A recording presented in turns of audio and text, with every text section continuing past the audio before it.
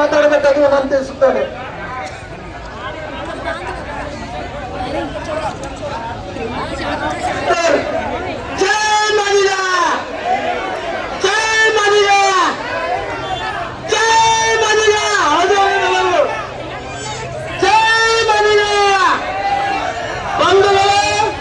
ಬಹಳ ಮುಖ್ಯವಾದಂತ ವಿಷಯ, ಅಂಬೇಡ್ಕರ್ ಅವರು ಕೂಡ ಸಂವಿಧಾನದಲ್ಲಿ ಬರೆದಿದ್ದಾರೆ, ಜನಸಂಖ್ಯೆ ಆಧಾರದ ಮೇಲೆ ಸವಲತ್ತನ್ನ ಆ ಜಾತಿ ಜನಾಂಗಕ್ಕೆ ಸಿಗಬೇಕು ಅಂತ ಅವರು ಕೂಡ ಹೇಳ್ತಾರೆ.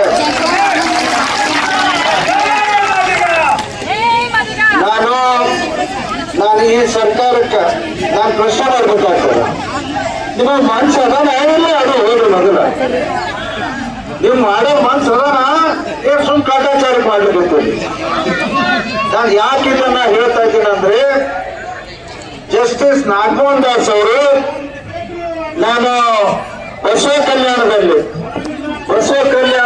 ಬಸವಣ್ಣವರ ಕಮ್ಮಟ ಏನ್ ಮಾಡ್ತಾರ ಪ್ರತಿ ವರ್ಷ ಆ ಕಾರ್ಯಕ್ರಮದಲ್ಲಿ ನನಗೂ ಕರೆದಿದ್ರು.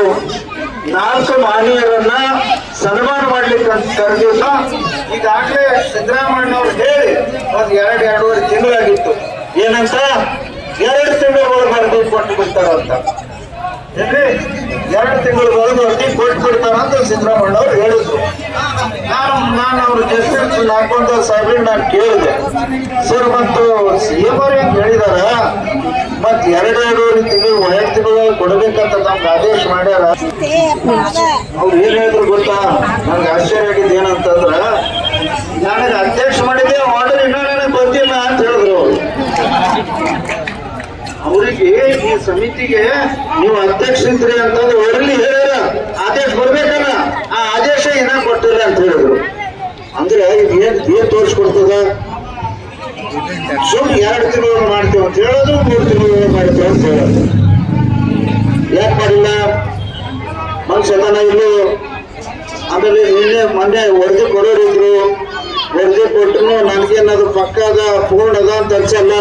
ಪೂರ್ಣ ಇದ್ರೆ ನೀವು ಯಾಕೆ ಜಾರಿಗೆ ತರ್ತಾ ಇಲ್ಲ? ಇವತ್ತು ನಮ್ಮ ಭಾಗದ ಅನೇಕ ಹುದ್ದೆಗಳನ್ನ ಒಳಮೀಸಲಾತಿ ತರಬೇಕಂತೀವಿ, ನಾವು ಸ್ವಲ್ಪ ಹೊಡಿತೇವೆ, ತಗೊಂಡ್ಬರಿತೀವಿ, ನಾವು ಸ್ವಾಗತ ಮಾಡ್ತೇವೆ. ಆದ್ರೆ ಇವತ್ತು ಒಳಮೀಸಲಾತಿ ಒಂದು ಕಾನೂನನ್ನ ಜಾರಿಗೆ ತರೋವರೆಗೆ ನೀವು ಯಾವ ಅಪಾಯಿಂಟ್ಮೆಂಟ್ ಮಾಡ್ಕೊಳ್ತಾ ಇಲ್ಲ. ಸದ್ಯ ಮಾಡ್ರಿ, ನಮ್ ಶಿಕ್ಷಕರು ಖಾಲಿ ಕೊಡ್ತಾರ, ಅಲ್ಲಿ ಪೋಸ್ಟ್ ತುಂಬಬೇಕಾಗಿಲ್ಲ, ಆ ಬೆನಿಫಿಟ್ ನಿಮ್ಗೂ ಬರ್ಬೇಕಾಗಿಲ್ಲ. ನಿಮ್ಮೆಲ್ಲರೂ ಬರಬೇಕು, ಜನಸಂಖ್ಯೆ ಆಧಾರ ಮೇಲೆ ಬರಬೇಕು. ಇದೇ ಒಳ ಮೀಸಲಾತಿಯ ಮುಖ್ಯ ಅಂಶ. ಮಾನ್ಯ ಸಿದ್ದರಾಮಯ್ಯವರೇ ಲಘು ವರದಿ ತರಿಸ್ಕೊಳ್ರಿ. ಅದೇನ್ ಇದ್ದಿದ್ದು ಯಥಾವತ್ತವಾಗಿ ನಮ್ಮ ಶಿಕ್ಷಕರು ಹೇಳ್ತಾರ, ಇಲ್ಲ ಸರ್ ಮೊನ್ನೆದು ನಾವೇನೆಲ್ಲ ಸರ್ವೆ ಮಾಡಿದೆವು, ಅದೆಲ್ಲ ಬರೋಬ್ಬರಿ ಮಾಡಿದೆವು ಅಂತ ಹೇಳ್ತಾರೆ. ಅದ್ರೊಳಗೆ ಎಲ್ಲರೇ ಹೆಚ್ಚ ಕಡಿಮೆ ಯಾರೇ ಅವ್ರವ್ರು ಹೇಳ್ತಾರ ಅಂತ ಕೇಳಬೇಡ್ರಿ. ಏನು ವರದಿ ಅದ ಯಥಾವತ್ತವಾಗಿ ಜಾರಿಗೆ ತರ್ರಿ. 1 ವಾರದೊಳಗೆ ನೀವೇನೇ ಮಾಡಲಿಲ್ಲ ಅಂದ್ರ ನಾವು ಉಗ್ರವಾದಂತ ಹೋರಾಟ ನಾವು ಮಾಡ್ಬೇಕಾಗುತ್ತೆ.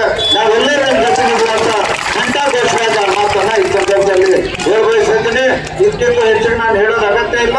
ತಾವೇನು ಈ ಹೋರಾಟದಲ್ಲಿ ಪಾಲ್ಗೊಂಡಿದ್ದೀರ, ಪಾಪ ತಾಯಿಯಂದ್ರೆ ನೋಡ್ರಿ, ಶ್ರಾವಣ ತಿಂಗಳೊಳಗೆ ಮನೆ ಪೂಜಾ ಮಾಡೋದ್ ಬಿಟ್ಟು ಇವ್ರು ಬಂದ್ಬಿಡ್ತಾರ, ದೇವ್ರು ನೆನ್ಸ್ಕೊಂತ ಕೂತಾರ. ಏನಂತ ಪೂಜಾ ಮಾಡ್ಕೊಂತ ಒಳ ಮೀಸಲಾತಿ ಜಾರಿಗೆ ತರ್ರಿ ಅಂತ ಅವರು ಬಂದ್ ಕೂತಾರ. ಇಲ್ಲಿ ನಿಮ್ಮ ಹೋರಾಟಕ್ಕೆ